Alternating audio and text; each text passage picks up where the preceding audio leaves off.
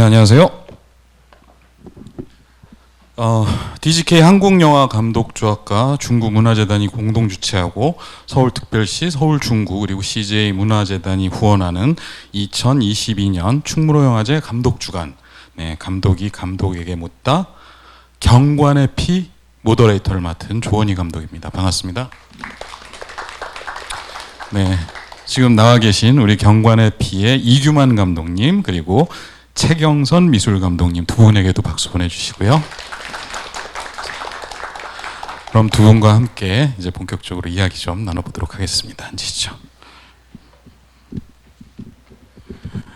일단 먼저 이규만 감독님부터 관객분들하고 인사 한번 가볍게 나누시죠. 반갑습니다. 이런 자리가 마련되는 것만으로도 전 정말 감사한 것 같아요. 그러니까 관객분들을 이제 극장에서 저와 이제 직접적인 관련 없이 혹은 한 번에 되게 여러 분들이 볼 수 있는 이렇게 와이드 릴리즈를 통해서 작품을 통해서 관객분들을 만나는데 이렇게 특별히 이렇게 개인적으로 만나는 느낌으로 관객분들을 만나는 건 되게 더욱이 소중한 경험이고 이 경관의 피라는 작업을 통해서 좀 긴 시간들 프로덕션 그리고 또 포스트 프로덕션 거치면서 또 코비드 상황을 저희가 또 지났어야 됐기 때문에 저한테는 더 좀 색다르고 남다르고 더 기억에 남는 작품이지 않나.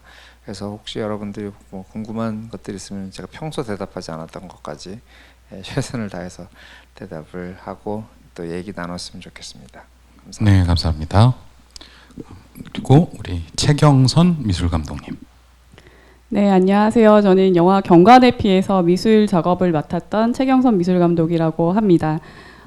저도 이런 자리는 처음이고 또 이렇게 또 감독님이 초대해 주시고 또 영화제에서 이런 행사에 같이 이렇게 참여하게 돼서 너무 오늘 기쁘게 발걸음을 했습니다. 그래서 오신 여러분들이랑 제가 무슨 작업을 하고 또 어떻게 일을 하는지 뭐 그런 얘기들을 편안하게 하고 돌아가겠습니다. 감사합니다. 네, 감사합니다. 자, 아무래도 오늘 이 자리에 와 계신 분들 중에서 가장 많은 분들은 아마 우리 이규만 감독님에 대한 관심으로 여기 오셨을 것 같은데 이규만 감독님의 전 작품을 다 보신 분 혹시 계세요? 다 보셨을 줄 알았는데 실망이 좀 크네요. 네. 자, 이 이규만 감독님은 2007년에 장편 영화 기준으로 2007년에 리턴이라는 영화로 데뷔를 하셨고 그다음에 그 이후로 극장용 영화로는 그 환상극장이 그 옴니버스 네였고 그 안에 허기 그렇죠. 허기라는 작품이 들어 있었고 그다음에 2011년에 이 아이들 이 영화 두 번째 장편 영화였고 세 번째 장편 영화가 지금 경관의 피. 아이들이 제 기억으로는 10년 전, 그러니까 경관의 피 개봉 시점으로 약 한 10년 전쯤에 개봉했던 영화 같아요. 맞죠?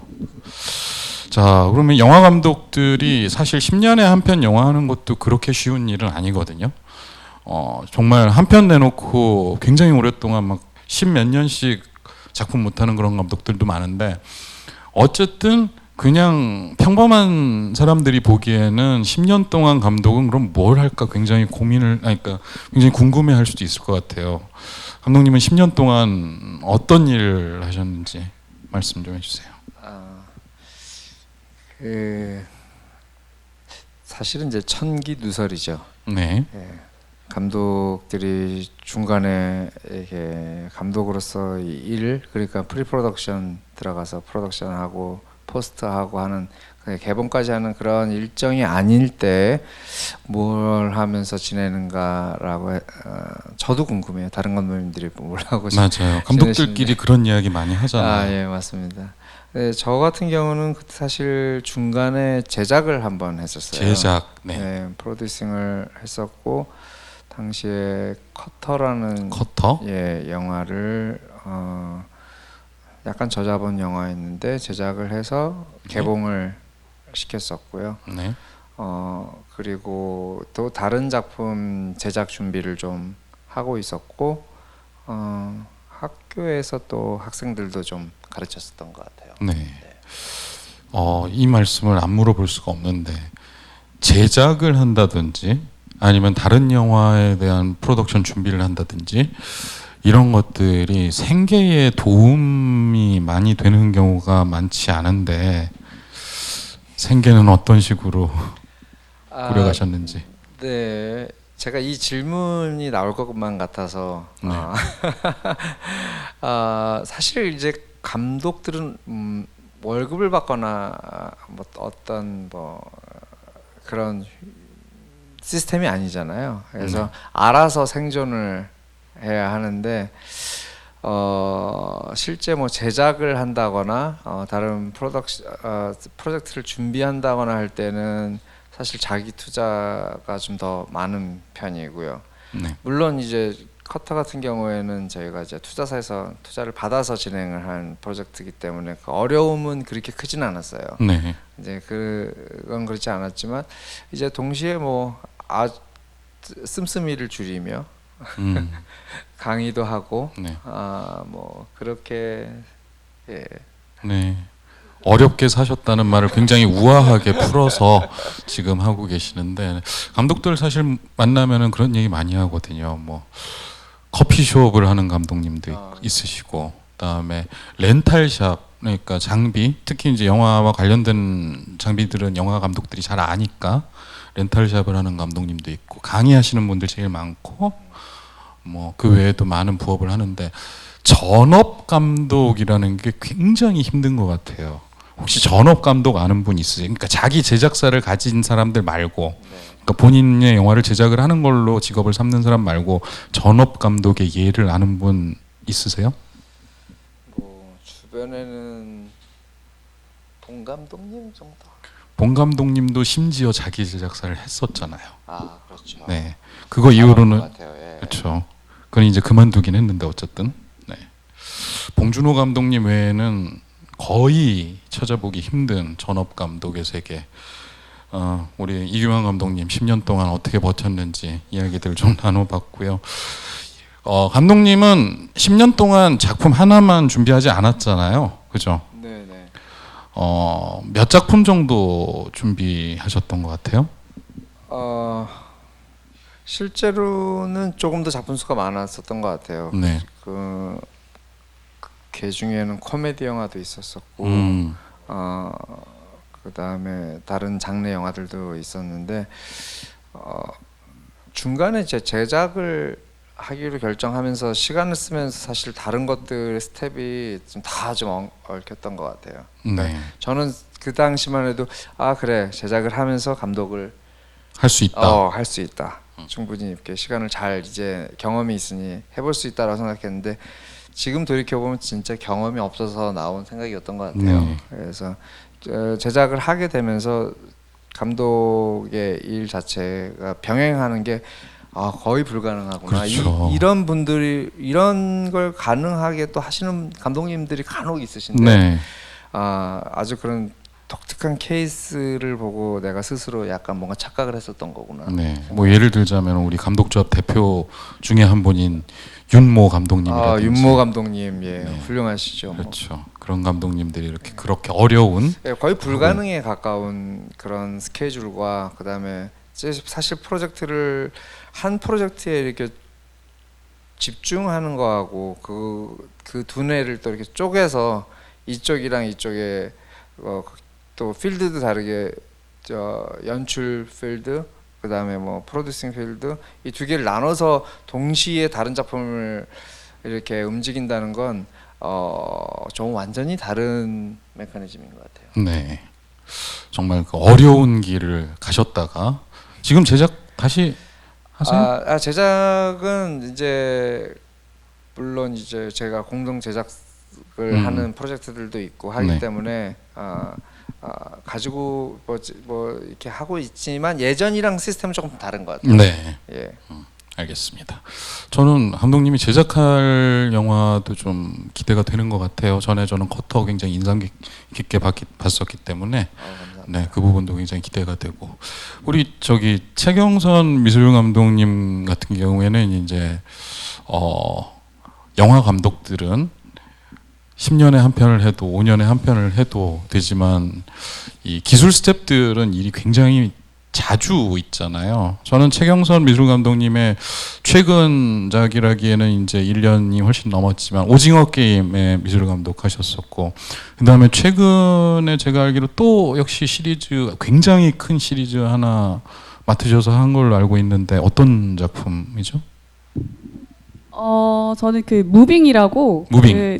그 강풀 작가님의 웹툰을 네. 드라마 시리즈로 작업을 한 작품을 촬영을 7월에 마쳤어요. 7월에. 네, 7, 8월에 맞춰서 그것도 꽤 오랫동안 작업을 했습니다. 1년 평균, 그러니까 이게 환산하기는 좀 힘들겠지만 장편 영화를 기준으로 1년에 한 작품 정도씩은 계속 하고 계시죠?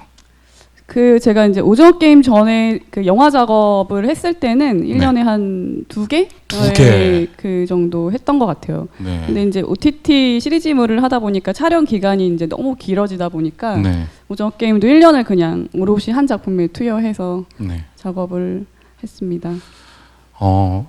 기술 스태프들하고 이제 항상 같이 이런 대화를 나누다 보면은 감독들은 부러워질 때가 있죠.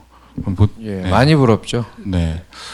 한국 영화 감독 중에 1년에 2편을 만드는 사람은 홍상수 감독님 외에는 들어본 적이 없는 그렇죠. 네.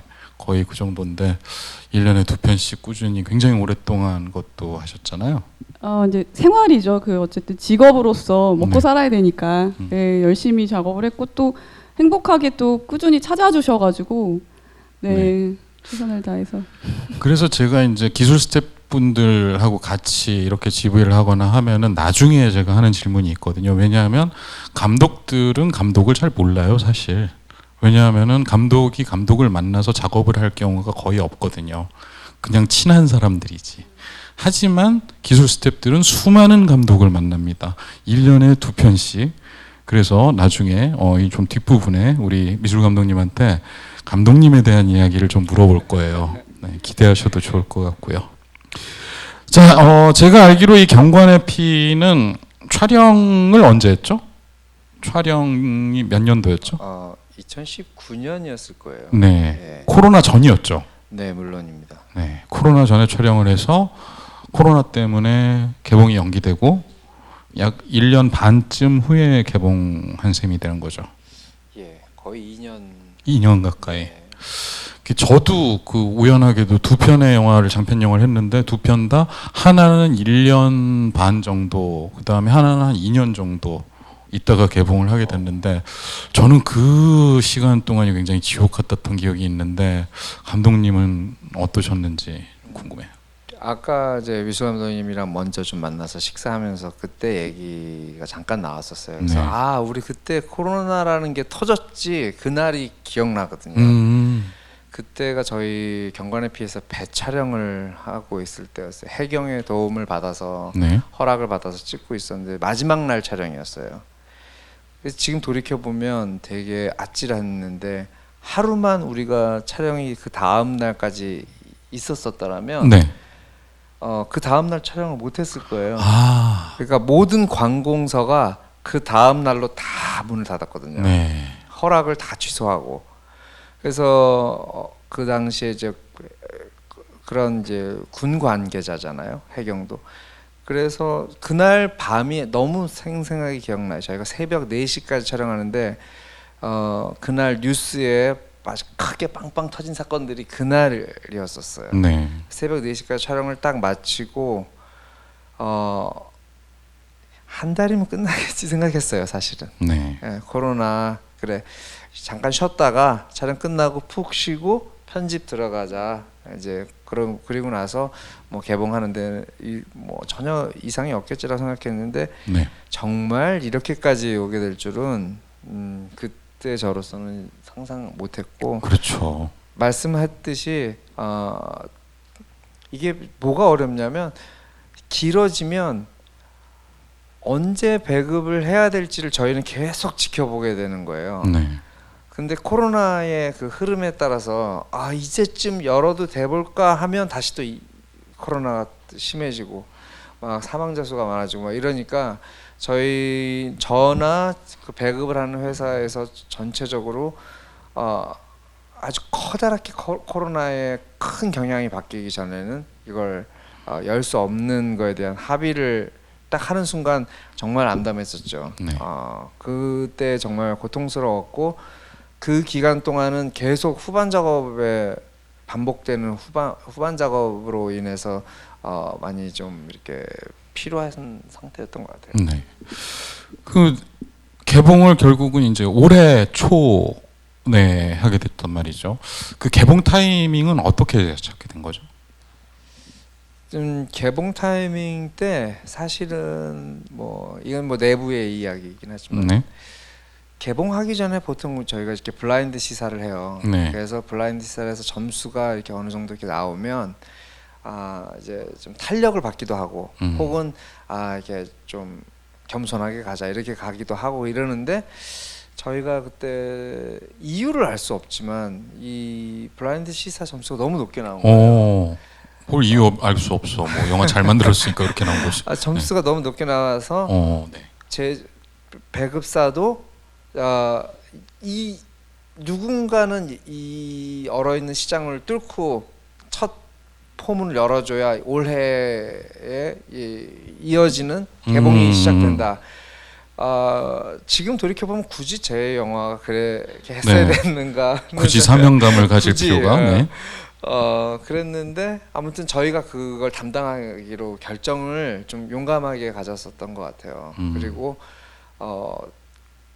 딱 포문을 열었는데 생각했던 것보다 그때 장벽이 높았어요. 왜냐하면 딱 열고 3일인가 있다가 다시 뭐 3차 코로나라는 식으로 다시 또 확 숫자가 늘면서 네. 정말 그래요. 다시 그 상황으로 돌이켜 보면 그 당시엔 좀 사실감이 없었어요. 이래도 잘 되겠지라는 생각을 가지고 있었는데 네. 관객분들 자체가 그 당시엔 지금 기억하시겠지만 그 팝콘도 극장에서 먹지 못할 그렇죠. 때였고 극장이 다 떨어져서 이렇게 앉아야 됐기 때문에 뭐 거의 몇십 프로밖에 못 앉는 그런 거였는데 문제는 그럼에도 불구하고 관객분들이 없었어요 극장에. 네. 그래서 되게 저는 좀 극장에서 좀 보여드리고 싶었는데 그 지점이 조금 아쉬웠던 것 같아요. 네. 진짜 거의 2년 정도를 뭐 칼을 걸고 있었는데 진짜 이 코로나 때문에 정말 제대로 휘둘러 보지 못한 그런 아쉬움이 있었긴 했는데 그래도 영화제 많이 초청이 됐었죠. 몇 군데 영화제에서 감사히도 불러줘서 네. 가서 즐겁게 영화제에 참석하고 뭐 감독이 영화제에 자기 영화를 들고 초청되어서 간다는 거는 되게 감사하고 영예로운 일이라고 저는 생각해요. 그래서 네. 그런 경험들이 아주 오랜만에 또 저한테도 있었어서 또 위로도 받고 이번에 얼마 전에 부산영화제에 갔었는데 네. 거기에서 상영을 끝내고 관객분들을 만났는데 정말 좀 뭐랄까요? 약간 울컥한 순간이 있었어요. 네. 그래서 그분들이 이렇게 막 쭉 질문을 던져주시는데 그래 내가 이런 게 감독이 갖는 특권이지 하는 네. 생각 그런 뭐 되게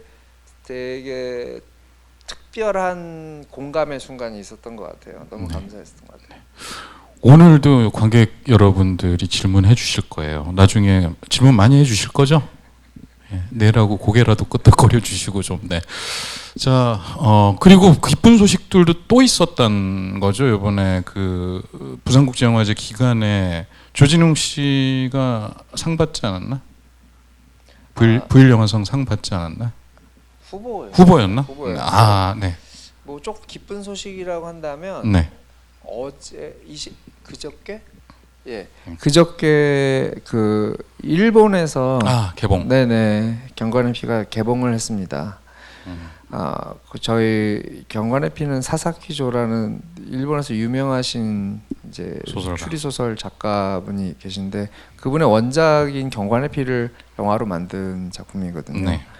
그래서 일본에서 마케팅도 되고 그래서 28일 날 개봉을 했고 지금 이제 어떻게 진행이 되고 있는지 제가 피드백을 받아보진 못했지만 네. 우선 제 영화가 해외에서 이렇게 공식 개봉된다는 것 자체가 특히나 이런 시국에는 더욱더 아주 감사한 일이 아닌가 생각이 듭니다. 네. 일본 개봉 저도 잘 됐으면 좋겠다는 생각이 들고 우리 사사키 조 원작자 또 이야기가 나와서 제목에 대한 이야기 한번 해보면 좋을 것 같아요. 제목이 경관의 피 이래가지고 저는 당연히 그냥 경관이 피 흘리는 영화인가 보다라고 생각을 했는데 거기에 이제 두 가지 중의적인 뜻이 들어있었죠. 그러니까 저는 블러드일 줄 알았는데 리니지였단 말이죠. 그 피라는 게. 네. 이 중의적인 그런 어떤 상징적인 의미에 대해서 좀 말씀을 해주세요. 뭐 사실 이 경관의 피라는 제목은 소설 원작이 의 제목이기도 하고 경관이라는 표현은 사실은 국어 사전에는 우리나라에 있는 표현이에요. 네. 근데 실제 요즘에는 잘 사용하지 않는 경찰이라는 표현을 쓰죠. 그 원래 원작 자체가 3대에 계속 그 경찰의 집안의 이야기를 다루고 있는 그 경관의 피라는 제목에서 온 건데 사실 그 경관의 피는 말씀했다시피 뭐 블러드 그리고 리네이지 이 두 가지 의미가 다 중의적으로 있어요. 근데 저는 거기에 감독으로서 이 제목을 좀 되게 고집했는데 그랬던 이유 중에 하나는 영화를 보셨으니까 아시겠지만 최우식이 맡았던 민재 역할, 그 다음에 조 배우가 맡았던 또 그 강윤희 역할, 이 둘이 형제가 아닌데 그의 민재, 그러니까 우식군의 아버지로부터 마치 박강윤은 양아들 같은 존재고, 네. 민재는 실제 아들인데 아들에게는 경찰이 되지 말라고 하는 대사가 있죠. 네. 저는 그 블러드가 경찰로서의 그 블러드가 과연 누구에게 흘러갔는가에 대한 저 개인적인 질문을 가지고 시작했었던 프로젝트였던 것 같아요. 그래서 육체적인 블러드는 민재한테 그 블러드가 갔지만 그 정신적인 블러드는 박강윤한테로 흘러간 그 지점을 좀 이런 자리 제가 아마 처음 얘기하는 것 같은데 예, 저의 바람이 있었던 것 같아요. 예. 그러니까 박강윤은 그 정신적인 피, 그다음에 최민재는 그런 어떤 육신의 피가 옮겨갔다. 오, 굉장히 이 제목에도 많은 뜻을 담고 있다 그런 생각이 듭니다. 이규만 감독님 리턴하고 그러니까 이제 장편 영화 기준으로 리턴 그다음에 아이들 경관의 피 셋 다 장르가 뭐냐고 물어보면은 스릴러라고 말하지 아니할 수 없을 것 같은데 3편 연속 스릴러 찍는 감독 많지 않거든요 우리나라에. 예. 어떻게 뭔가 고집이 있었던 건지 아니면은 궁금해요. 꼭 그런 건 아닌데 아까 우리 미수 감독님하고도 얘기를 나누는데 차기작에 대한 이야기 뭐 나누다가 어떤 제안을 받은 작품 하나가 되게 센 스릴러예요. 네. 막 웃으셨어요. 그러니까 모르겠어요. 저는 이제 제 자체가 이렇게 되게 그런 스타일의 캐릭터는 아닌데 네.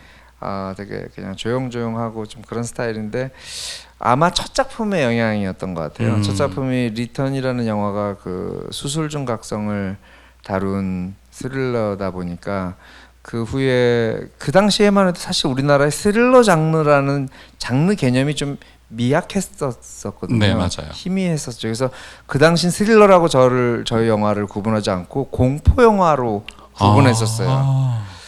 그래서 저는 공포 영화 아닌데 하지만 기자분들은 모두 공포 영화라고 쓰셨어요. 네. 그래서 그랬는데 지금까지 뭐 아이들 같은 경우는 이제 실화를 베이스로 한 개구리 소년 실종 사건을 다루다 보니까 의도치 않게 그것도 이제 스릴러 형식을 갖췄고 네. 저는 경관의 피는 사실 스릴러 형식이라고 생각하진 않았어요. 네. 저는 그냥 이건 경찰 이야기인데 내가 많은 질문을 이 작품을 통해서 갖고 있었던 질문을 관객들한테 좀 같이 나누고 싶은 영화였었던 것 같아요. 근데 앞으로 그러면 이제 앞으로 그러면 스릴러 영화를 제안 받으면 계속 할 것이냐 라고 만약 묻는다면 아직까지 제가 생각했을 때 스릴러 영화를 제가 아주 잘 만들진 못했던 것 같아요. 네. 그래서 만에 다시 기회가 생긴다면 한번 잘 만들어 볼 수 있지 않을까 이제 하는 생각은 드는 것 같아요. 네. 저는 이규만 감독이 그 스릴러에도 당연히 재능이 있지만 드라마를 풀어나가는 재주가 굉장히 탁월한 감독이고 그다음에 배우들의 연기의 그런 어떤 호흡 같은 것들이 굉장히 좋은 감독이라고 생각을 하는데 이렇게 약간 스릴러 전문 감독으로 좀 오해받고 있는 것 같아서 그런 부분들에 대해서 좀 질문을 한 건데 정말 찰떡같이 알아들으시고 그 부분에 대한 그 자기 그 변호 이런 것들을 굉장히 잘해주신 것 같습니다. 저도 사실 데뷔작이 스릴러였고 우리 최경선 미술 감독님한테 좀 질문을 하고 싶은데 이전에도 스릴러라고 표현할 수 있는 영화 미술 맡으신 적이 있었죠? 화이 네. 정도 네, 화이도 굉장히 특이한 지점의 스릴러이긴 한데 화이는 사실 감독님 자체도 굉장히 좀 어디서 못 본 그림들 좋아하시고 그런 좀 레퍼런스들이 있잖아요. 우리 이규만 감독님은 그 스릴러로서 그러니까 이게 스릴러라고 생각하지 않는다고 했지만 어쨌든 경찰이 나오고 액션이 나오고 그다음 미스터리가 있는 이런 영화를 만들겠다고 하면서 어떤 종류의 레퍼런스를 좀 들이댔는지 궁금하긴 해요. 감독님이랑 그 어떤 레퍼런스를 얘기를 했다라기보다는 네. 그 저는 아직 기억에 남는 게 시나리오를 서로 이제 읽고 대화를 했었던 시간들이 꽤 있었어요. 네. 네, 그래서 그 뭐 술자리에서도 한번 그랬고 또 감독님 그 사무실에서도 이제 시나리오에 대한 얘기를 이렇게 가장 많이 제가 작품하면서 시나리오 얘기를 제일 많이 했었던 네. 감독님이세요. 그러니까 들어주시는 것도 되게 좋아하시고 또 저의 이야기들에 대해서 또 아이디어를 또 받아주시고 그런 여러 가지 지점들이 좀 있었어요. 지금 기억이 나는데 그래서 그 시나리오에 대한 작품에 대해서 서로 이렇게 이야기를 나누는 어떤 이런 방식들이 미술 감독과 감독과 굉장히 좋은 영향을 주고 받는구나를 느끼면서 경관을 피는 작업을 했었던 거라서 기억이 좀 많이 남고요. 그 뭐 어떤 뭐 영상 자료나 뭐 사진 자료나 뭐 미술을 표현하기 위해서 그 시각적인 것보다는 그 작품에 대한 이야기, 캐릭터에 대한 이야기를 좀 많이 하면서 예, 서로에게 이렇게 영향을 주지 않았나 싶어요. 예. 네. 그 미수 감독님하고 작업했었던 것들을 저도 이렇게 돌이켜 보면 뭐 서로 이렇게 진짜 레퍼런스를 갖고 얘기를 해본 적이 거의 없었던 것 같아요. 그리고 그래서 밖에서 되게 궁금했을 거예요. 미술회의라고 감독님이랑 미술 감독님 들어가서 몇 시간 동안 뭐 얘기를 하는데 뭐 책을 펼치거나 뭐 사진을 보거나 하는 게 아니라 네. 제가 머릿속에 보고 있는 영화에 대한 설명을 했었던 것 같고 네. 미술 감독님이 보고 있는 영화에 대한 그 비전을 저한테 설명하는 시간이었었어요. 네. 그래서 계속 둘이 얘기하면서 서로 영화를 보고 있는데 미술 감독님이 보고 있는 영화가 멋있더라고요. 어떤? 그러니까 이 미술 감독님이 보고 있는 보고 경관의 있는? 피가 네네. 제가 그게 보이기 시작하더라고요. 그게 보이면서 이 미술 감독님이 보고 있는 그 경관의 피의 미술을 내가 가졌으면 좋겠다 하는 생각이 들었던 것 같아요. 이 진짜 두 분의 그 특히 이제 감독하고 미술 감독하고 대화할 때 다른 감독들은 좀 힘든 경우들 많거든요. 그러니까 어떤 대화 같은 것들을 어떤 기준으로, 그다음에 두 분은 시나리오를 가지고 계속 구체적으로 어떨 것이다를 이야기를 했다고 하는데 저 같은 경우에는 앞선 두 작품을 하면서 항상 미술 감독이랑 만나갖고 서로 아카이빙된 이미지를 꺼내서 보여주기 바빴거든요. 근데 이런 감독들도 많아요. 어느 쪽이 더 낫다의 그런 차원이 아니라 굉장히 다른 방식으로 작업을 하셨고 왜 그 최경선 미술 감독님도 감독님한테 계속 아카이빙한 자료 보여주는 감독들도 많이 만나보셨을 거 아니에요. 네. 그쵸. 이제 감독님들의 스타일이 굉장히 다 다르시고 그렇죠. 또 이야기하는 방식도 다르시다 보니까 그 원하시는 자료를 직접 보여주시는 분들도 꽤 많고요. 네. 그리고 또 그 미술팀이 미술 감독이 준비했었던 자료들을 또 보여달라고. 보여달라고 하시는 분들도 가이드 많고. 달라고 예. 하고. 막. 네. 그런데 이제 이규만 감독님이랑 이야기를 제일 많이 했었던 그 부분을 통해서 제가 이제 다음 작품 할 때, 그 다음에 뭐 무빙을 할 때나 뭐 앞으로 작품을 할 때도 좀 그런 영향을 받아서 시나리오를 읽고 시나리오에 대한 이야기를 좀 많이 했었어요. 무빙 네. 때도. 예, 감독님이랑 한번 경험을 하고 나니까 그런 게 좋았었어요. 그리고 그 경관의 피 미술은 어쨌든 스타일리시하게 하고 싶었기도 하지만 어쨌든 이 미술이 이 작품 안에서 너무 튀면 안 되잖아요. 네. 예, 이게 제일 기본 철칙이어서 어떤 그 경계에 대한 이야기를 계속 하고 싶었는데 나 또한 이 미술의 경계를 넘지 말아야겠구나. 예, 이 안에 좀 녹여 들어갔으면 좋겠구나. 그러나 스타일 있게 나왔으면 좋겠다. 뭐 그런 얘기들도 하고 또 그런 공간들의 힘을 주면서 작업을 했던 것 같아요. 네. 맞아요. 그 미술 감독님이 제일 어려운 지점이었었을 것 같아요. 스타일리시한데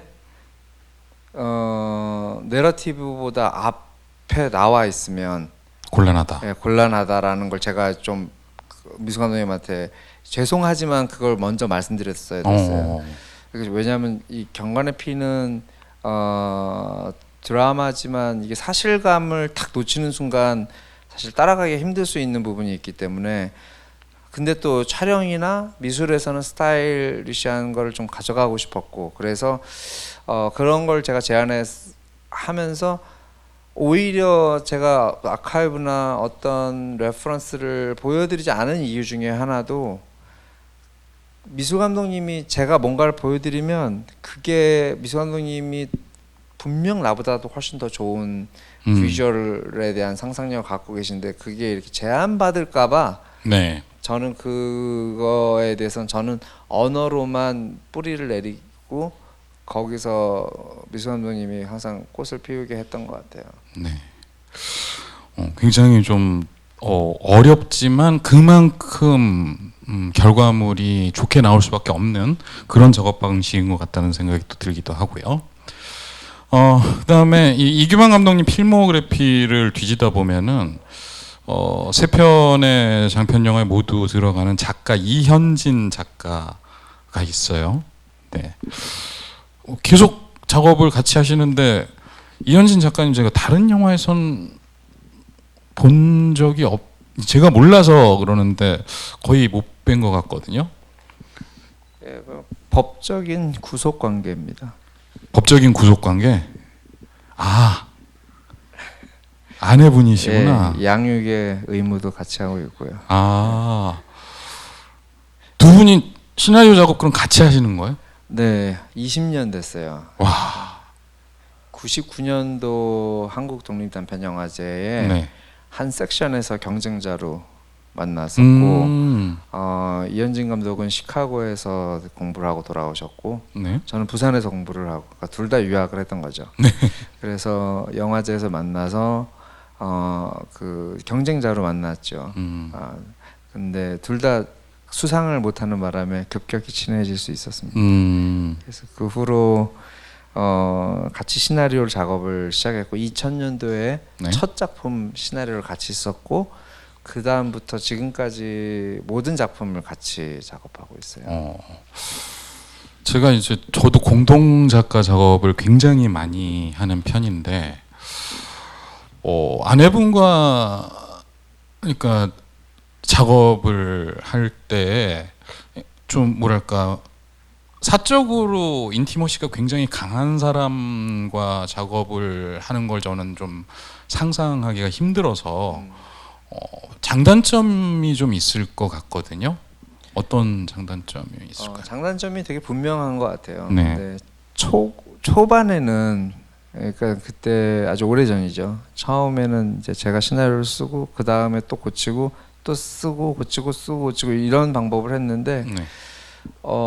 그때 처음엔 되게 당황스러웠었어요. 왜냐하면 저도 그때까지 누구랑 공동 작업을 해본 적이 없어가지고 뭐 그랬는데 이게 이제 여러 작품을 또 여러 버전을 이제 같이 작업을 해왔잖아요. 네.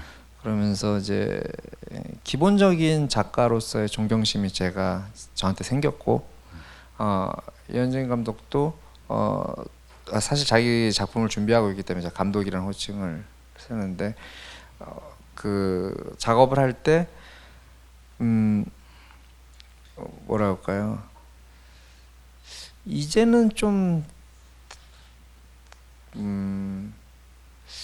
예전에는 저는 많이 만들고 막 정리해주는 일을 좀 더 많이 했었던 것 같아요. 네. 그래서 저는 좀 방향을 잘 못 잡는 편이거든요. 그냥 뭔가 딱 필이 오면 그냥 막 그쪽으로 막 몰고 가는데 가다 보면 방향을 잃죠. 그럼 네. 거기가 아니라고 얘기해주고 자르고 그럼 또 방향을 찾아가고 그랬었던 것 같은데 최근에는 이제 많은 작업을 하면서 대사 쪽의 부분에 있어서 이현진 작가가 더 많은 부분을 네, 좋은 좀 뭐랄까 세련된 캐릭터 대사들을 제가 봤을 때 이거 되게 좋은 대사들인데? 라고 네. 하는 것들을 더 많이 만들어주는 것 같고 저는 이제 그게 속도라든지 감정적인 어떤 충돌이라든지 그런 데에 더 관심이 서로 약간 관심 분야가 좀 다른 것 같아요. 네. 그러다 보니까 좀 균형이 맞춰져서 사람들이 이게 와이프하고 이렇게 부부끼리 이렇게 글 쓰면 둘이 이렇게 싸우면 서로 밥도 안 차려주고 막 그런 거 아니야? 뭐 그런 게 있는데 질문을 뭐 가끔씩 받아요. 근데 네. 사실 좀 재미 없을 정도로 별로 부딪히지 않는 편이어서 예 네. 그렇습니다.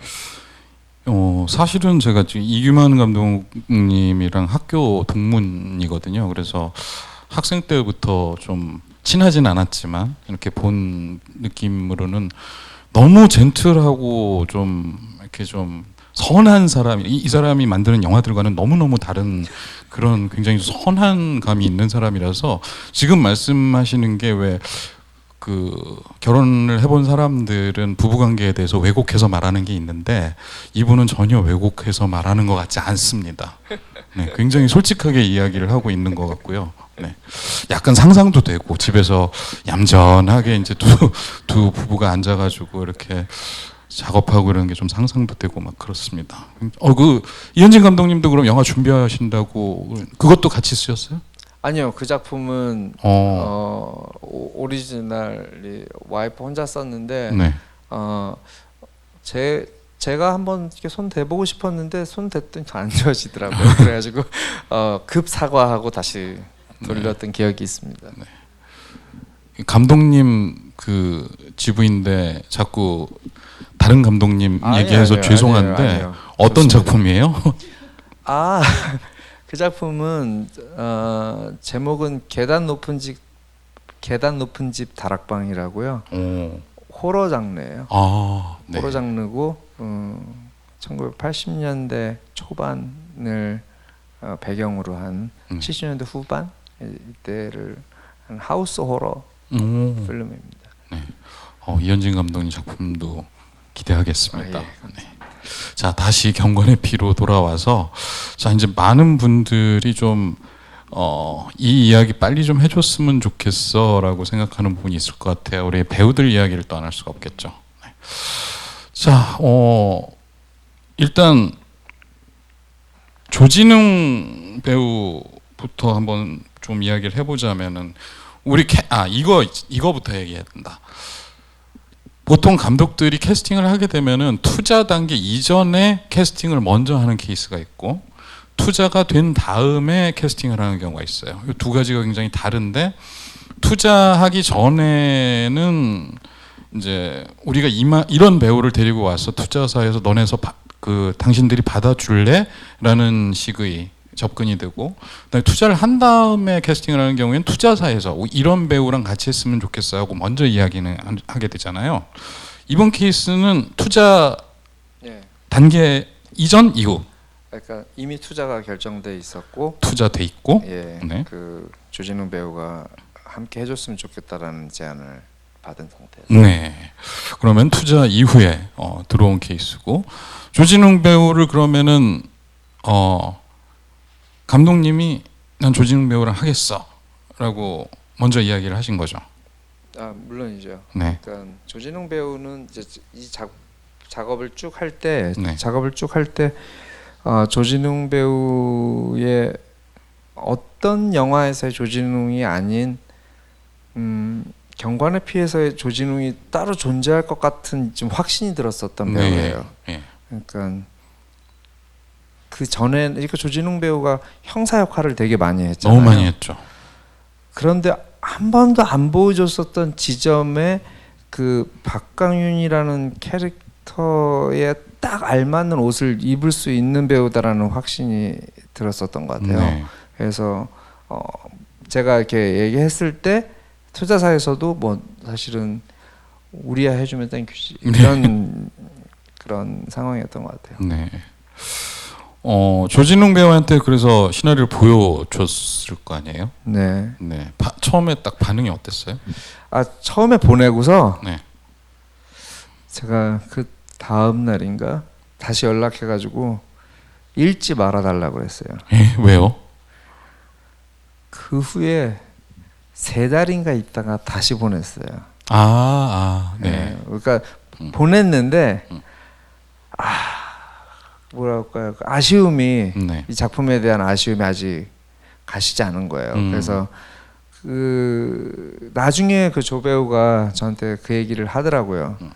보내지를 말든가 보내놓고 읽지 말라고 그래서 자기는 되게 답답했다. 그랬겠네. 근데 3개월 있다가 받아서 읽었는데 자기가 너무 재밌게 읽어서 그런 이유가 있었겠구나라고 생각했다. 이렇게 하더라고요. 네. 조진웅 배우 되게 그 의사결정이 시원시원한 사람이잖아요. 그러면 의사결정은 바로 왔나요? 시나리오를 읽고 나서? 뭐 제가 저한테 뭐 문자로 오기는 왔어요. 근데 이게 오케이인지 아닌지 알 수 없는, 이렇게도 해석할 수 있고 저렇게도 해석할 수 있는 그런 미묘한 문자가 왔는데 저는 그냥 워낙 좀 긍정적인 편이어서 네. 제가 해석하고 싶은 대로 항상 해석하기 때문에 네. 네. 그래서 함께 작업을 하게 되셨고 캐스팅 순서가 어떻게 됐어요? 솔직히 말씀하시면. 캐스팅 순서는 조진웅 배우, 네. 그다음에 최우식 배우, 그다음에 박희순 배우, 네. 이렇게 그리고 권율 배우 이렇게 네. 했던 것 같아요. 그렇게 순서대로 예상대로 이렇게 순서가 좀 간 것 네. 같은데 최우식 배우는 어디서 처음 보셨어요? 그러니까 발견을 처음 했을 때. 영화에서요? 예, 그러니까 그 최우식이라는 배우의 존재를 처음 인식하게 됐던 때가 그 언제? 독립 영화에 있었어요. 거인? 거인 거인이었어요. 거인. 어. 제가 거인을 딱 보는데 그때 이제 제가 최우식 배우를 몰랐을 때였는데 이렇게 딱 보는데 불편해서 보고 싶지 않은 감정까지 드러내더라고요. 맞아. 어떻게 저 어린 나이에 저 감정을 정확하게 집어가지고 이렇게 핀셋으로 딱 집어가지고 내가 너무 불편한 나한테 탁 갖다 주는 거예요. 내 손 위에다가. 단순히 해석만 좋은 게 아니라 자기가 그 안에 집중해 있을 때 자기가 자기 집중력 때문에 자기가 좀 사라지려고 하는 희미한 데까지 갈 수 있는 배우라는 확신이 들었어요. 네. 그래가지고 뭐 그냥 거인 한 작품으로 저는 충분했던 것 네. 같아요. 사실 거인 부산국제영화제에서 처음 공개됐었거든요. 거인이 부산국제영화제에 공개됐던 때 거의 대부분 그걸 본 영화계 쪽, 특히 감독들은 도대체 쟤 누구야? 누군데 저렇게까지 연기가 섬세해? 이야기를 굉장히 많이 했고 저도 굉장히 깜짝 놀랐었던 그런 기억이 나는데 사실 그때 최우식을 발견한 감독들 중에 최우식이라는 배우를 캐스팅할 수 있는 영광을 얻은 케이스가 몇 없어요, 사실. 왜냐하면은 그렇게 많은 작품을 하지 않았으니까. 네. 그리고 이 작품을 그럼 최우식 배우를 캐스팅을 한 그 시점이 비포 기생충인가요? 아니면 애프터 기생충인가요? 기생충은 촬영이 이미 끝났었고요. 네. 저희 촬영 중간에 오. 감독님 제가 오스카에 좀 다녀와야겠습니다. 근데 저희 촬영 일정이 너무 막 타이트하니까 오스카에서 상을 줄지도 모르겠는데요. 그래서 가야지 무슨 네. 소리야. 그랬던 기억이 나요. 그래서 저희 촬영 중간에 그 배우 조합상과 네. 오스카상 받으러 2번 갔다 왔어요. 네. 약간 그 때문에 힘든 일은 없으셨죠? 힘든 건 없었는데 그러니까 네. 이게 얼마나 생각해 보세요. 이 최우식 배우가 젊잖아요. 네. 아마 미선님도 기억하실 건데 이 친구는 너무 쿨하게 그거를 티 안 내려고 그 흥분을 티 안 내려고 하지만 이게 티가 안 납니까? 나죠. 꿈만 같은 일일 거잖아요. 네. 그래서 이 배우가 약간 집중력이 흔들리는 게 느껴지는 거예요. 이제 바로 이제 공항으로 가는 날 찍었던 장면이 저는 기억나거든요. 네. 어떤 장면이죠? 병원에서 이제 칼을 맞고 나서 네. 이제 병원에서 일어나서 뭐 이렇게 하는 장면인데 최우식 배우가 했었던 연기 중에 조금 밀도가 떨어졌어요. 그 장면이 빨리 찍고 가고 네. 싶은 거야. 이해해줘야 돼요. 지금 오스카로 가야 되는데. 오스카인데. 네. 네. 지금 본 감독님이 기다리고 있단 말이죠, 공항에서. 그러니까. 그래서 이해가 되는데 저는 이제 감독이니까 이제 그 밀도 때문에 계속 다시 가자. 비행기 시간은 막 다가오고 그랬던 기억이 나요. 근데 그럼에도 불구하고 갔다 왔잖아요. 네. 그래서 가서 자기가 평생에 한 번 어쩌면 이런 영광을 다시 얻을 수 있을까, 경험할 수 있을까 하는 그런 경험을 하고 돌아와서 첫 촬영 때 촬영 장면이 제가 뭔지 기억하거든요. 네. 근데 약간 달라진 게 있었어요. 오. 뭐였냐면 자기의 책임감의 네. 사이즈가 좀 더 커졌더라고요. 좀 더 일찍 보냈어야 되는데. 네. 더 일찍 보냈으면 더 많은 부분에 대한 그 배우로서의 책임감이 그 큰 사이즈를 가지고 거기에 담았을 건데 하는 생각이 들 정도로 그래서 조금 뭐랄까 좀 커서 어른이 돼서 왔더라고요. 네. 약간 되게 아기 같았었는데 가서 많은 걸 경험하고 탁 왔는데 뭐랄까 힘 탁 주지 않았는데도 자기의 책임감을 이렇게 넉넉히 탁 가지고 있는 제가 이걸 최우 배우한테 직접 얘기해 줬어야 되는데 그런 얘기는 안 하고 안 했어요? 네. 다시 갑시다. 다시 네. 그랬던 것 같아요. 불친절한 종류의 감독이시구나. 우리 이규만 아니에요, 감독. 그렇지 않아요. 농담이에요. 이규만 감독님이 이렇게 말씀하셨는데 전 두 가지가 떠오르거든요. 최우식이라는 배우가 너무나 훌륭한 배우이기 때문에 길지 않은 그 오스카 캠페인 갔다 와서 성장한 모습을 보일 수 있었다는 게 최우식이 대단한 배우라는 생각이 들고, 그다음에 두 번째, 어떤 감독들은 잘 발견하지 못했을 그의 성장을 핀셋으로 정확하게 찝어낸 또 이규만 감독도 대단한 것 같고, 방금 이 에피소드는 영화 공부하는 사람들한테 좀 많이 이야기를 해주면은 이 감독은 그런 미묘한 것들까지 볼 수 있다, 이런 부분들을 좀 많이 이야기를 하고 싶어요, 저는. 네. 한마디로 나 이규만 감독 잘 알아. 이 감독이 이런 사람이야라고 이야기할 때 어떤 하나의 일화로 써먹을 수 있을 뭐 그런 이야기 같다는 생각이 듭니다. 자, 이 조진웅, 최우식, 박희순, 권율이라는 이 네 명의 좀 큰 캐릭터들 외에도 저는 굉장히 주목할 만한 배우들이 저는 많았다고 생각을 해요. 대표적인 예가 저는 박정범 감독은 무산일기, 네, 삶, 뭐 이런 걸 유명한 또 감독이잖아요. 어떻게 감독님을 캐스팅할 생각을 하셨나요? 사실은 그 박정원 감독님 캐스팅 거는 되게 재미있어요. 왜냐하면 제가 한국 독립 단편 영화제에 심사를 한 적이 한 번 있었어요. 심사위원으로. 근데 그때의 그 무산일기의 초창기 그 약간 오리지널 에센스였었던 단편이 하나 있었어요. 네. 예. 근데 그 작품을 보는데 정말 충격을 좀 받았었거든요. 네. 어떻게 이런 영화가 우리나라에서 이런 단편이 나왔지? 그리고 저기 있는 배우는 와 누구지? 이 대사가 거의 하나도 없는데 네. 정말 그 제가 우리 이번에 부산 영화제에 온 배우분 있잖아요, 우리 홍콩 배우분. 양조위? 예. 양조위 배우를 실제 제가 부산 영화제 예전에 내려갔다가 슈퍼마켓에서 한번 마주친 적이 있었어요. 뭐 사러 갔다가 네. 인사할 뻔했어요. 아는 분인 줄 알고. 근데 제가 딱 보면서 그 양조위 씨한테 느꼈었던 그런 에너지를 우리나라 단편 영화에서 어떤 배우분이 쏘아내고 있는 거예요. 그래서 너무 궁금해가지고 제가 나중에 봤더니 감독님이신 거예요. 그 작품에. 그래서 제가 이제 마음에 가지고 언젠가는 내가 저 감독님을 꼭 캐스팅해서 작품을 하고 싶다라고 생각했는데 그 작품이 이제 경관의 피가 됐었고 네.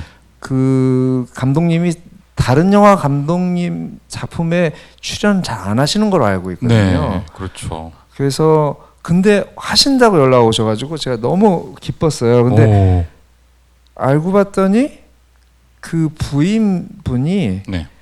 제가 대학에서 강의했을 때 학생이었었어요. 근데 그 학생이었던 부인분이 저에 대해서 되게 좋게 예, 감독님한테 말씀해 주셔가지고 감독님이 흔쾌히 이제 배우로 참여를 하셨던 거죠. 네.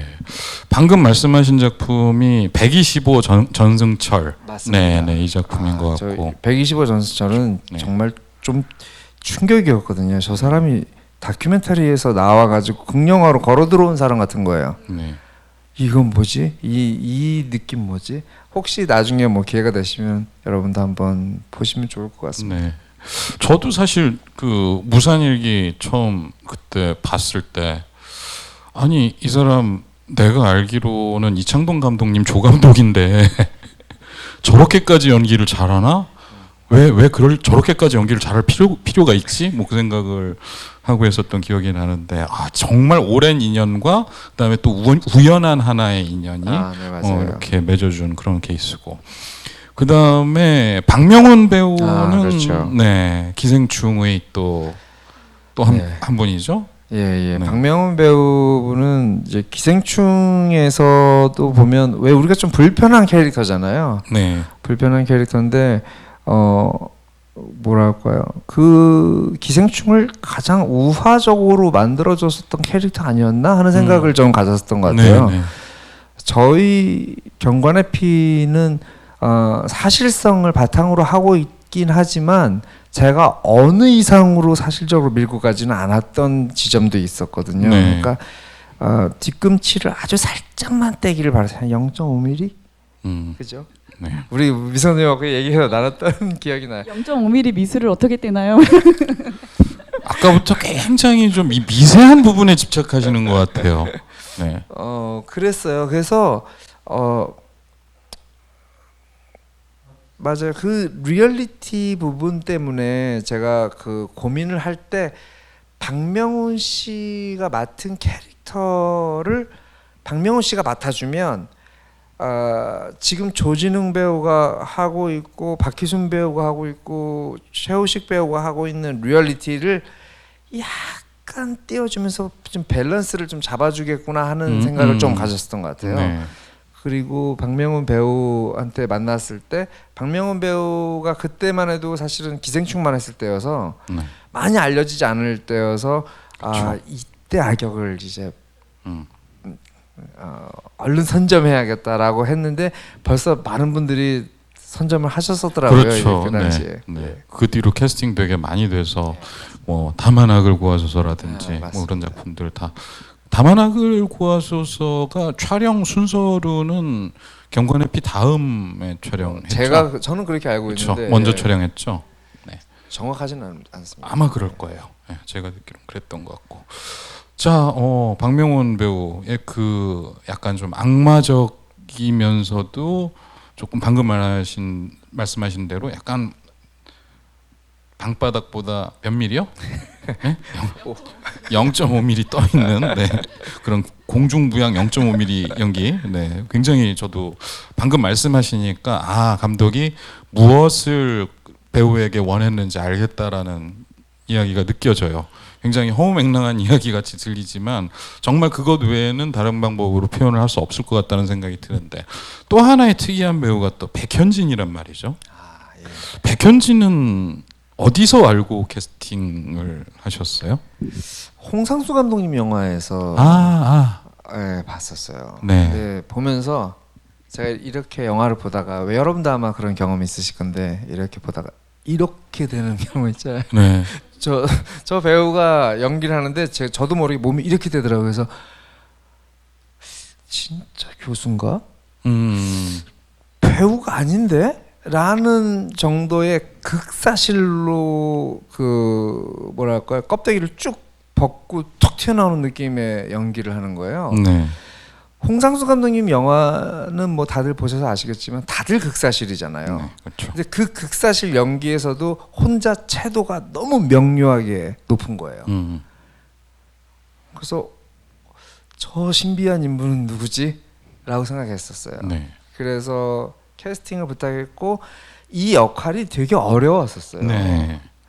그 백현지 씨가 맡은 역할이 왜냐하면 정말 많은 오디션을 제가 봤었거든요. 네. 근데 나중에 제가 백현지 씨가 해야 되겠다라고 딱 떠올렸었는데 처음부터 딱 떠올리진 못했었어요. 왜냐하면 제가 봤었을 때는 교수 역할을 하고 있었던 레퍼런스였기 때문에.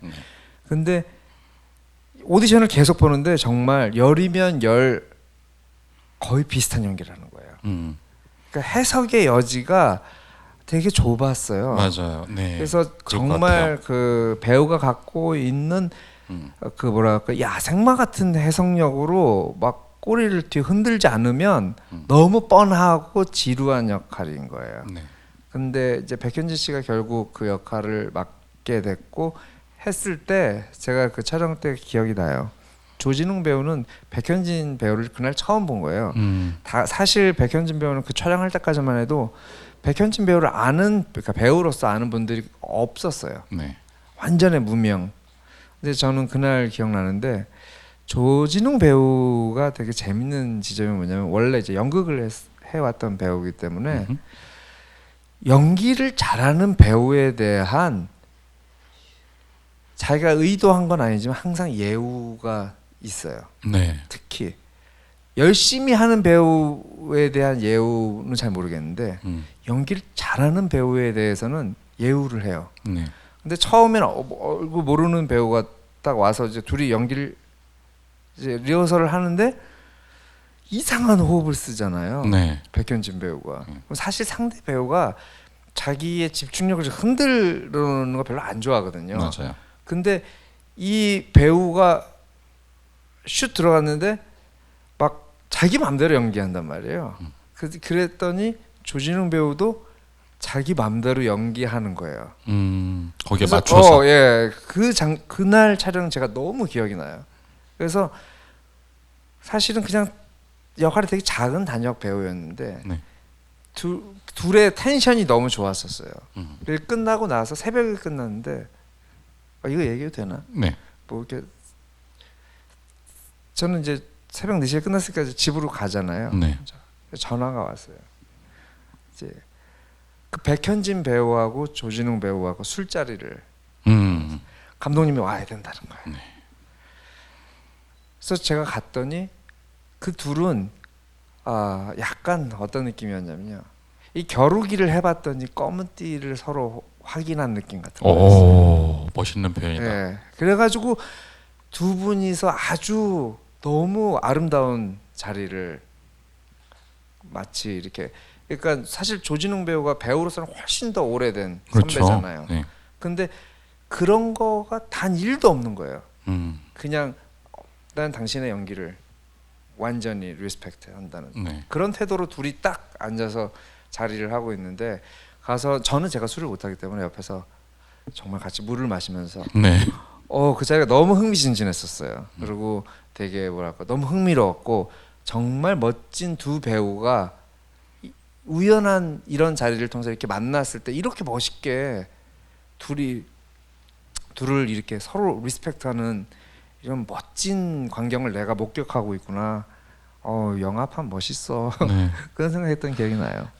이 강호를 주름 잡는 고수가 숨은 고수를 만나서 대결을 펼치고 그 술잔을 기울이는 그런 장면, 굉장히 멋있는 장면이 경관의 피의 뒷면에 숨어 있었다는 생각이 들기도 하고, 정말 그 막 수많은 배우들의 이야기를 다 해보고 싶은데, 왜냐하면 전 뭐 연재욱 배우라든지 홍기준 배우라든지. 홍기준 배우 네. 얘기 조금 하시죠. 네, 기준이 저 친분이 있어서 예. 네네, 홍기준 배우도 이야기 좀 해보고 싶어요. 홍기준 배우는 우리 미술 감독님이 그 저하고 그 의상과 그 헤어, 그러니까 우리 미술 감독님하고는 인테리어와 어떤 그 세트에 관해서만 상의를 게 아니었어요. 그러니까 말 그대로 약간 헐리우드 시스템처럼 프로덕션 디자이너 네. 개념으로 저하고 그래서 많은 얘기를 나눴었던 것 같아요. 그래서 전체 컨셉을 저하고 맞춰 나가는데, 배우 하나하나의 컨셉에 대해서도 되게 구체적으로 상의를 했었고, 또 미술 감독님이 의상 실장님하고도 그런 커뮤니케이션이 가능했기 때문에 사실은 그 확장이 되는, 그래서 더 하나하나 디테일하게 사실적으로 만들어지는 그 뭐랄까요, 완결성, 그것까지도 되게 제 손이 닿지 못하는 곳까지 다 미술 감독님을 통해서 닿았던 것 같아요. 그렇게 해서 만들어진 스타일 중에 제가 되게 마음에 들어했던 게 홍기준 씨 역할이었어요. 네. 그 홍기준 씨는 범죄도시에서 네. 박병식 형사로 약간 뜨기 시작해가지고, 사실 2019년에 이제 영화를 찍을 때도 그렇게 유명한 배우는 아니었는데, 그 역도 굉장히 좀 중요하잖아요. 사실 키를 쥐고 있고 뒤에 좀 히든 카드로 등장을 하기도 하고, 어떻게 뭐 오디션으로.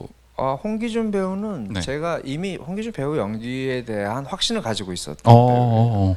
네. 그러니까 백현진 배우, 네. 홍기준 배우 이런 분들은 그러니까 뭐 감독이 전장에 나갈 때 네. 활과 창 같은 거를 이렇게 들고 나가잖아요. 근데 몰래 조그만 미사일 같은 거 이렇게 뒷주머니에 하나 이렇게 막 포탄 같은 거, 그런 느낌의 배우들이에요. 네. 수류탄 같은 거 이렇게 딱 들고. 왜냐하면 그분들이 그 역할을 맡아주면 그게 빛날 줄 알고 있었거든요. 제가 지금 러닝 타임이 조금 더 길게 갈 수 있었으면 그분들의 좀 뭐랄까 그 호흡들을 더 담았을 거예요.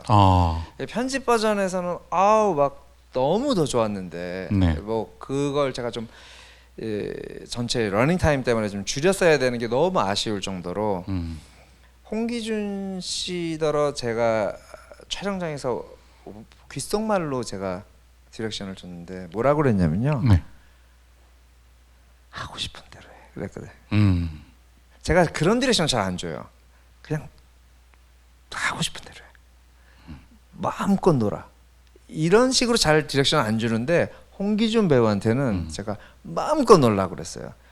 왜냐하면 홍기준 배우 캐릭터가 되게 어려운 것 중에 하나가 뭐냐면, 이 친구가 자칫 발을 다 떼고 놀기 시작하면 혼자 다른 장르에 가기 쉬운 캐릭터였어요. 네.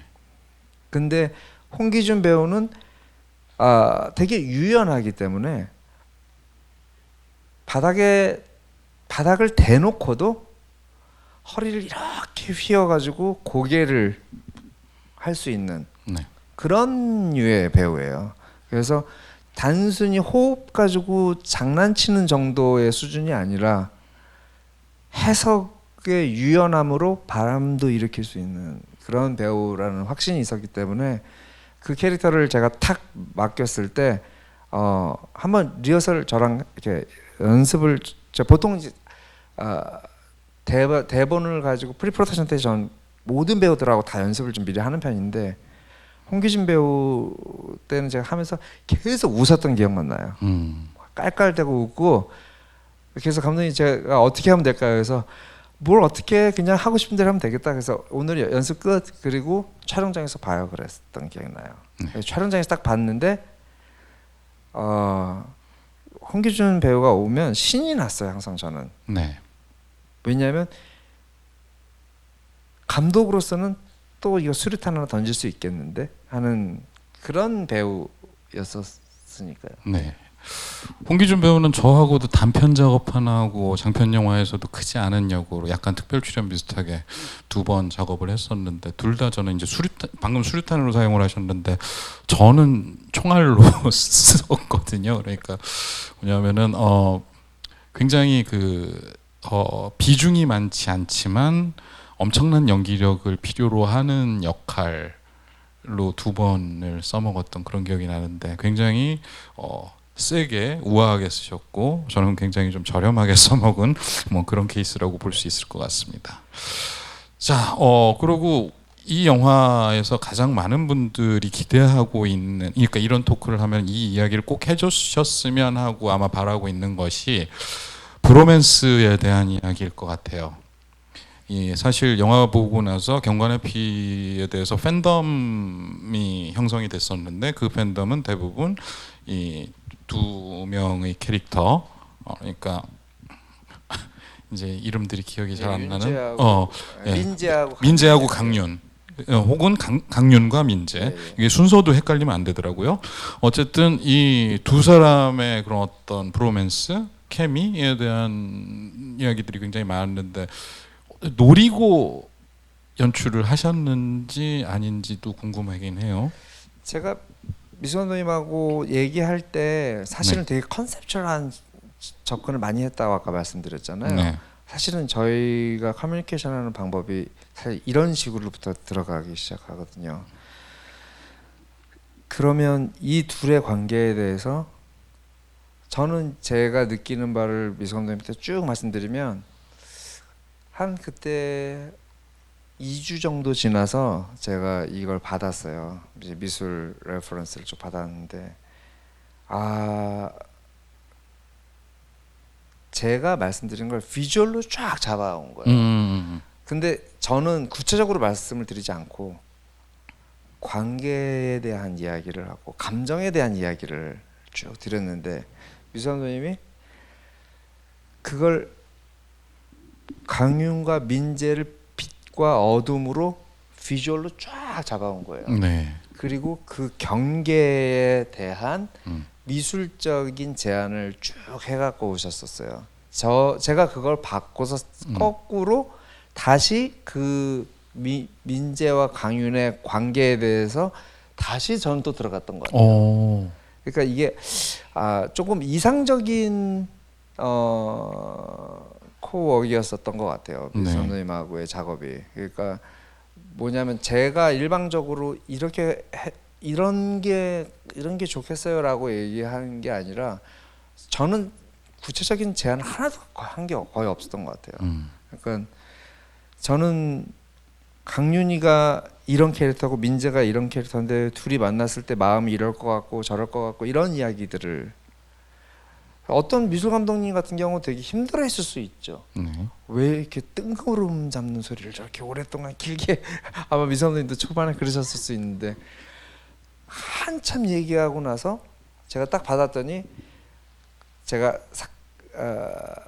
얼마 전에 사실 그때 주셨던 그 레퍼런스를 다시 한번 펼쳐볼 일이 있었어요. 네. 근데 다시 펼쳐보는데도 얼마나 그 작품에 대해서 정확하게 이해하고 계셨었는지, 그리고 그걸 비주얼라이징 하는데 얼마나 집중을 했었었는지가 제가 느껴졌었는데, 왜냐하면 아까 말씀드렸듯이 제가 그걸 보고 다시 강윤과 민재의 관계로 다시 천착해 들어갈 수 있었거든요. 네. 그러면서 저는 강윤과 민재의 그 브로맨스는 사실 어떤 분들은 이게 이제 뭐 의도했는지 안 했는지 이렇게 궁금하실 수 있는데, 네. 브로맨스라는 표현을 제가 개인적으로 좋아하진 않아요. 네. 그냥 저는 어떻게 생각했냐면, 나도 강윤희 같은, 내가 좀 더 젊었으면, 내가 좀 더 어렸으면, 강윤희 같은 멘토가 있으면 얼마나 좋을까, 이런 생각했었던 것 같아요. 네. 요즘에는 유튜브에서도 많은 멘토들이 있고 가르치려고 하는데 많은 사람들이 있는데 왜 우리 주변에는 없지? 그런 생각이 있잖아요. 진짜 그 멘토가 우리 주변에는 왜 존재하지 않지 잘? 그런 면에 있어서 강윤희 캐릭터는 어떻게 보면 저한테는 약간은 판타지였던 것 같아요. 있었으면 하는 사람. 네. 없으니까. 그렇게 자기 신념에 목숨을 거는 사람 있잖아요. 그러면서 자기 부하의 실수에 대해서도 진짜 진심으로 눈 감아줄 수도 있고 그 상처를 덮어줄 수 있는 그런 멘토. 네. 거기에 집중했었던 것 같고, 그거에 대한 해석을 배우들이 해냈을 때 거기서 약간 브로맨스가 작동된 것 같아요. 그러니까 네. 강윤희를 연기에는 조진웅 배우가 만들어낸 그 조진웅 배우만의 그 츤데레 있잖아요. 네. 그 츤데레를 다른 표현을 뭘 어떻게 풀어야 될지 모르겠지만 뭔가 좀 쿨하고 뭔가 좀 이렇게 이렇게 우아하거나 이렇게 따뜻하게 얘기하지 않지만 네. 애정을 갖고 있는 그런 캐릭터. 그게 사실 원래 조진웅 배우가 실제 갖고 있는 캐릭터거든요. 네. 실제 조진웅이라는 사람이 좀 그걸 갖고 있는데, 뭐 예를 들면 이런 거예요. 뭐 우리 조 감독이 그때 잠깐 뭐 몸이 조금 안 좋았나? 뭐 아무튼 감기가 걸렸나 그랬어요. 그러면 이제 보통 가서 누가 그 챙겨준다고, 배우들이 보통 그걸 챙기진 않지만 네. 조진웅 배우가 이런 케이스 있었는데, 그러니까 뭐 저도 전해 들었어요. 네. 왜 조 감독 없냐고. 짜증을 딱 내고선 조 감독한테 가가지고 이제 왜 몸 관리 제대로 못 해가지고 말이야. 그러면서 가면서 약을 탁 내려놓고 가는 캐릭터 있잖아요. 약은 자기가 다 사가지고 와가지고 거기다 뭐라 그러면서 가면서 약 탁 내려놓고 가는, 되게 전형적인 츤데레 캐릭터거든요. 갱상도 애가 갱상도. 그 캐릭터가 강윤한테서 나온 것 같아요. 그러니까 민재 역할을 연기한 그 우식군 같은 경우는, 최 배우 같은 경우는 이렇게 뭔가 좀 보호해주고 싶은 마음이 좀 드는 부분을 되게 잘 예민하게 잘 해내잖아요. 네. 그러다 보니까 그 둘이 만났을 때 그걸 뭐 어떤 혹자는 브로맨스라고 표현하는 거 아닌가 하는 생각 드는 것 같아요. 그 방금 이제 미술 감독님과의 그런 어떤 대화를 통해 가지고 결국은 강윤과 민재의 관계가 머릿속에서 구체화되었다라는 말씀을 하셨는데, 그래서 저는 떠오르는 장면이 하나 있어요. 그 강윤의 집으로 들어가는 장면. 그래갖고 갈아입으라고 옷도 주고 옷도 갈아입고 넥타이 갈아매겠다 하면서 안에 이제 뭐 그러면서 이제 그 장면이 저는 굉장히 좀 좋았거든요. 그리고 그 두 사람의 관계성을 만들어 나가는데 굉장히 큰 핵심적인 게 됐고, 저는 그 부분을 두 분이 만들어 나갈 때 이야기가 궁금해요. 어떤 과정으로 그 집을 어떻게 그런 식으로 세팅을 했고 이런 것들 지금 말씀을 뭐 다 보셨으니까 말씀드리자면 들어가는 입구에서 들어가서 이렇게 차가 끼끼 썼던 그 공간 있잖아요. 저 그 공간 참 좋았거든요. 네. 그래서 들어가 봤더니 그 집이 생각보다 좁았잖아요. 그래서 그래요? 안 되겠다. 그래가지고 아, 거기는 그 공간은 그 두 공간이 다른 공간이에요. 네. 그래서 그 들어가는 공간과 들어가서 이제 집을 구한 그 내부는 내부 공간은 다른 공간이고 미술관 감독님 고생하셨어요. 거기에 뭐 실제 그런 드레스룸이라든지 이런 것들이 있었던 곳이 아니었기 때문에 그리고 세트가 아닌데 거기를 다 이렇게 드레스업을 해주셨는데 그 공간 얘기 좀 해주시죠.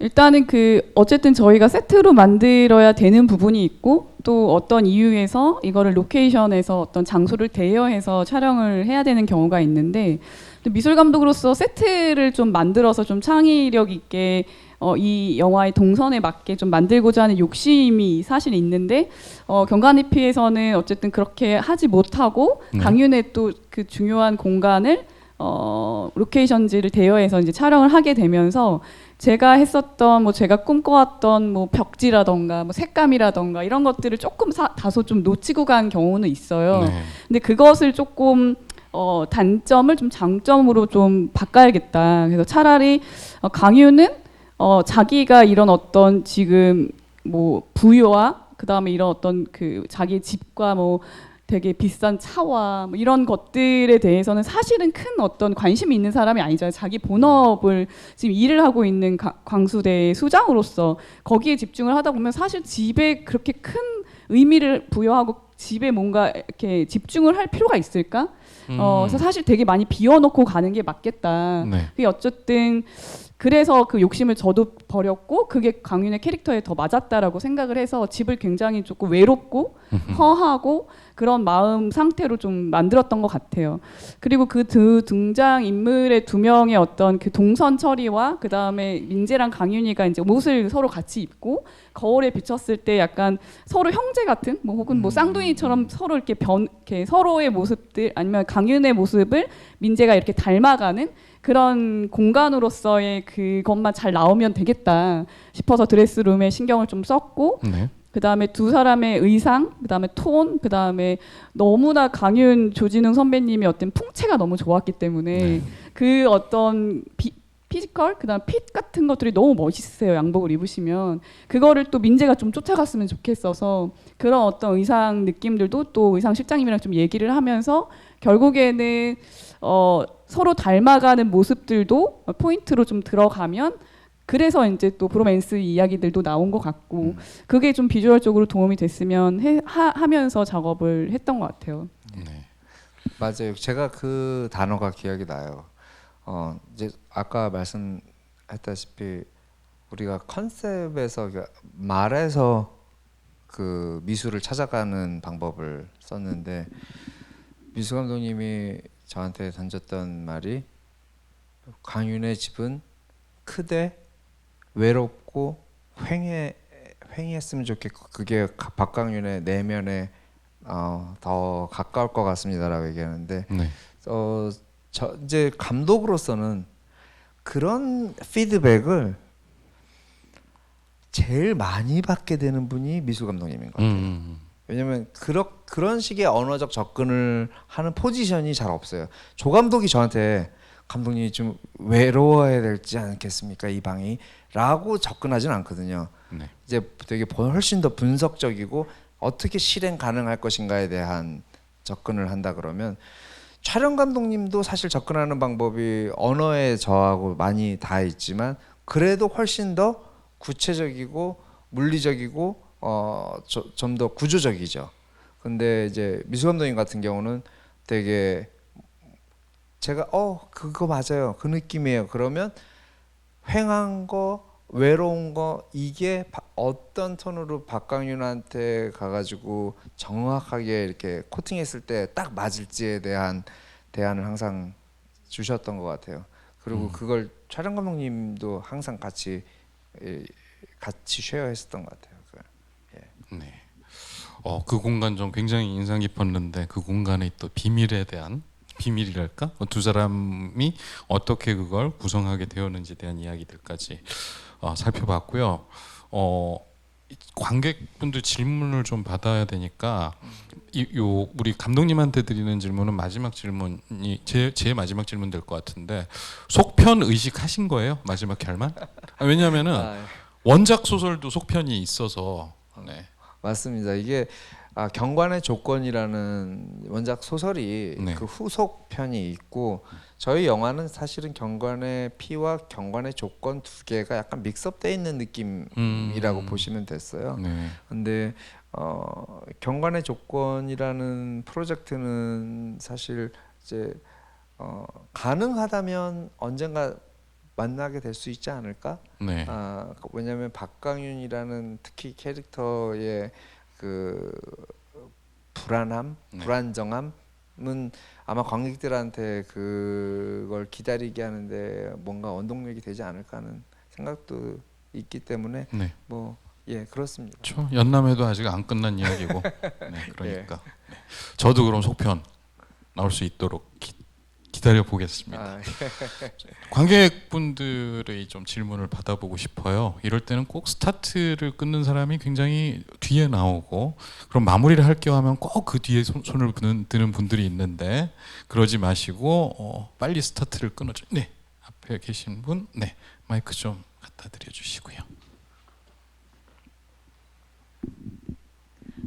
감독님께도 질문이 있고 이제 미술 감독님께도 질문이 있는데 이거를 한 번에 하는 게 좋을지 아니면은 따로 드리는 게 맞을지. 한 번씩 해주세요. 네. 그 경관의 피 영화를 제가 3번 정도 이제 봤었는데 이제 제가 생각하는 어떤 경찰에 대한 영화는 기대하는 것들 있잖아요. 이제 한국 사람들이 보통 생각했을 때 뭐 권선징악의 스토리로 흘러갈 것이라던가 뭐 그런 것들이 있는데 경관의 피를 보고 나서는 이제 2가지 드는 생각이 있었거든요.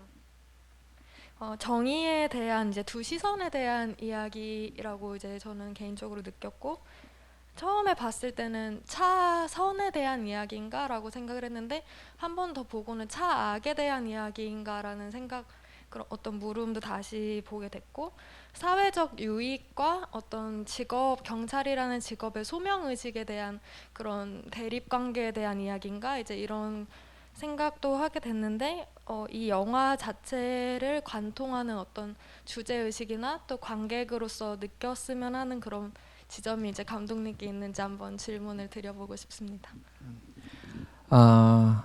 경관의 피라는 작품이 제가 이 작품을 해야겠다라고 생각했었던 가장 커다란 이유 중에 하나는 제가 이 영화를 통해서 관객분들과 즐거운 질문을 좀 공유해 볼 수 있겠다라는 생각이 들어서였었던 것 같아요. 그러니까 일반적인 이제 경찰 이야기, 상업적인 상업 영화에서 그런 질문을 영화를 관통시켜가며 던진다는 게 좀 투자자나 제작사로서는 부담스러울 수 있거든요.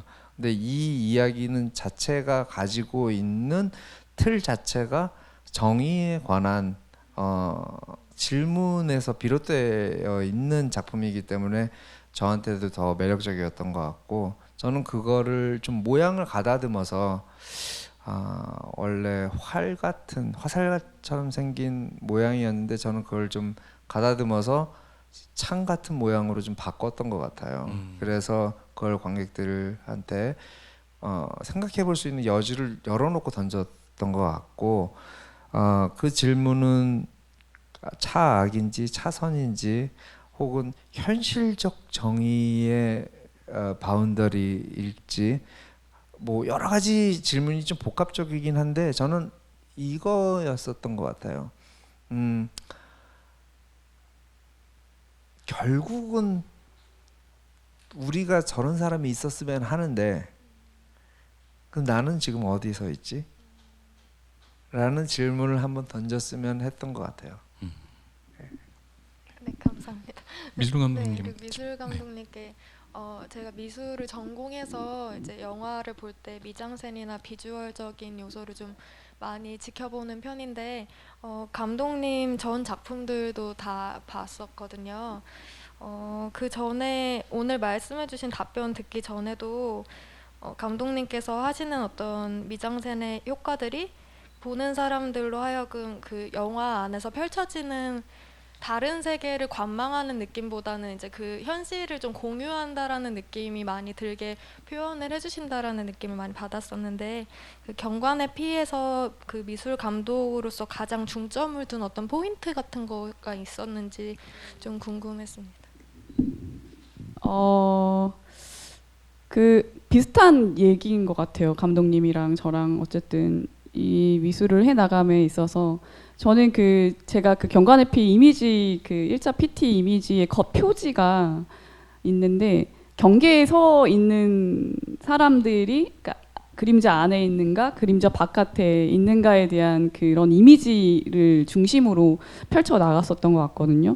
그래서 뭐 촬영 감독님이랑도 항상 그 공간 디자인을 할 때 이 그림자 밖과 그림자 안에 그 다음에 명암 어딘가에 서 있느냐에 대한 이야기들을 조금 했었던 것 같아요. 그리고 저희가 뭐 디자인을 하는 공간에서도 이런 앵글이면 또 이런 앵글이면 어떨까요?라고 하는 그런 어떤 제시를 하면서 작업을 했었는데 제가 포인트로 가져가고 싶었었던 거는 첫 번째는 그 어디에 서 있느냐에 같은 감독님이랑 같은 지점이고 두 번째는 그 전에 봤었던 형사 경찰의 공간을 조금 벗어나면서 약간의 스타일리시함을 좀 가져가고 싶었고 광수대라는 공간을 인물들에 집중해서 좀 만들어 보자라고 욕심을 좀 부렸었어요. 그래서 뭐 기존의 경찰 세트들이나 세트장도 되게 많은데 저희가 그 톤이나 그레이 톤이나 블랙이나 대도구에 대한 컬러도 좀 제한적으로 저희만의 경관의 피 공간으로 만들기 위해서 약간 풀 세팅을 좀 하면서 경찰서를 또 만들어 나가고 네. 거기에 좀 조금은 다른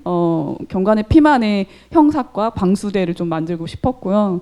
그리고 각 공간마다 이 캐릭터가 상징하는 이 인물이 갖고 있는 그 모습들을 공간에서도 하나씩 포인트로 이제 넣으려고 애를 쓰면서 작업을 했었고 또 중요했었던 거는 이제 의상의 스타일들을 좀 잡아나가는데 좀 재미있었던 영화였어요. 나영빈도 그렇고 타투도 저희가 다 디자인해서 만들었고요.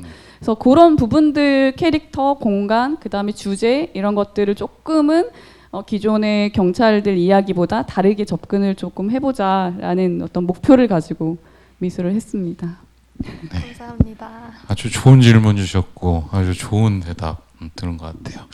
자, 끝으로 한 분만 더 질문을 받아볼게요. 네. 마지막 질문을 해주실 분? 네.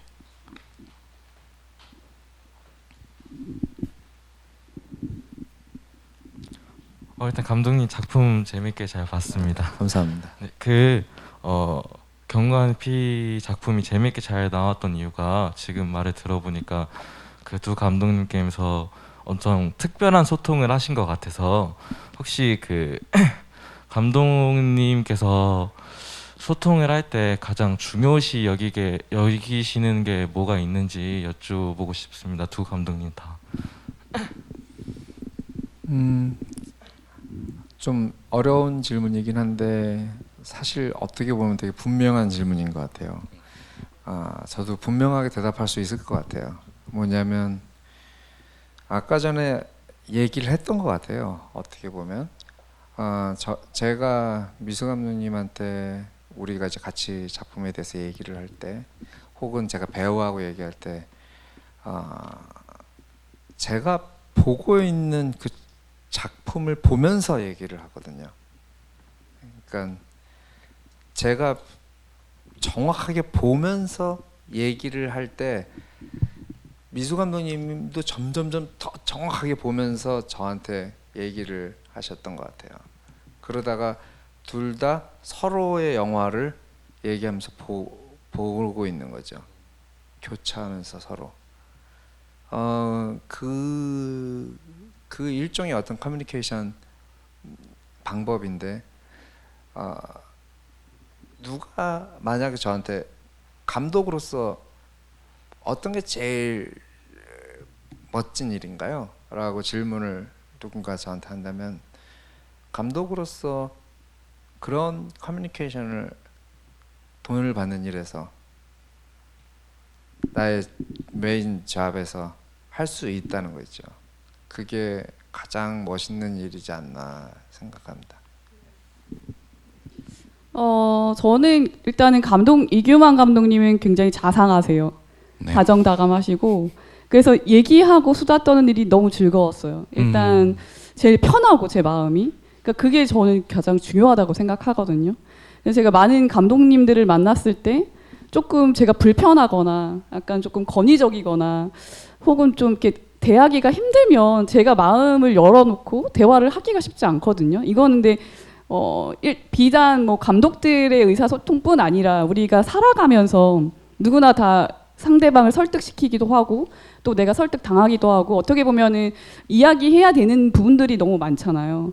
그래서 저는 일단 귀 기울이는 거, 그러니까 이 상대방이 무슨 얘기를 하는지 귀 기울이는 거에 대해서 많이 노력하려고 했고 제가 또 수많은 스태프들이랑 항상 얘기하잖아요. 너무 많은 사람들을 설득시켜야 되고 그랬을 때 제일 중요한 거는 이 하나의 목표를 가지고 가는 거잖아요. 결국엔 영화는 그렇기 때문에 그 사람 그 각자 하는 파트에 대한 관심을 좀 많이 갖는 편이고요.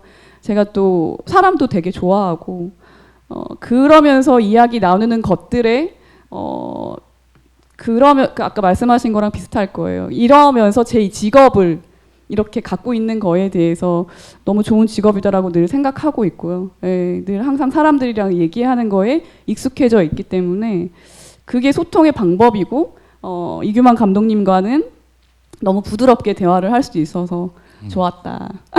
네. 그 이규만 감독님은 소통에 대한 굉장히 철학적인 부분을 말씀을 하시고 그다음에 유수룡 감독님은 또 이 소통에 대한 기법적인 부분에 대한 이야기를 하신 것 같은데 두 분의 작품에서의 역할이 어떤 식으로 배분돼 있을지 약간 두 분이 소통에 대해서 말씀하시는 것만으로도 느껴지지 않았나 그런 생각이 또 들기도 하네요. 자, 그러면은 우리 이제 또 마무리할 시간이 돼서 두 분이 관객님들한테 마지막 인사 한 말씀씩 해주세요. 뭐 1시간 넘게 영화를 보고 얘기하는 것도 아니고 이제 사실 영화를 본 지 얼마큼 다 시간이 된 분들이 함께 모여서 영화에 대한 이야기를 나누고 한다 그럴 때 너무 긴 시간 아닌가 했는데 뭐 아주 훅 지나간 것 같습니다. 그리고 이런 자리가 이렇게 만들어진 것만으로 그리고 이렇게 참여해 주신 것만으로도 너무 감사드리고 열심히 해서 더 좋은 작품으로 다시 또 이런 자리 만들어졌으면 좋겠고 그때도 좀 참석해 주셨으면 좋겠습니다. 감사합니다. 네, 감사합니다. 네.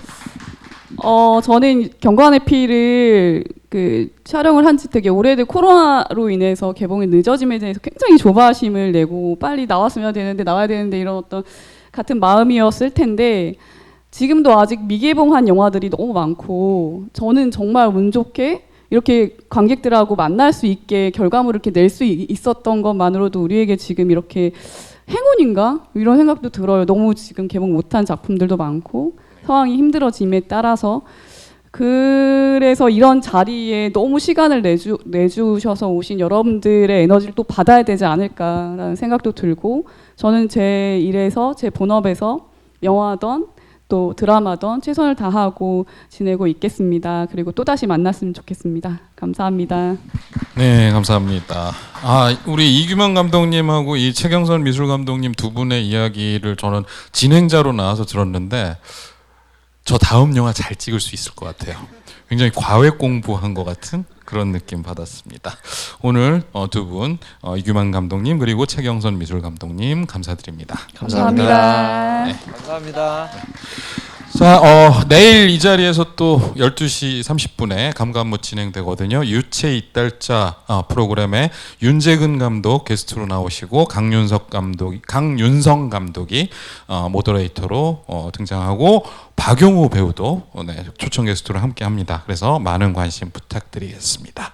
자, 저희는 그러면은 이만 인사하고 가도록 하겠습니다. 감사합니다.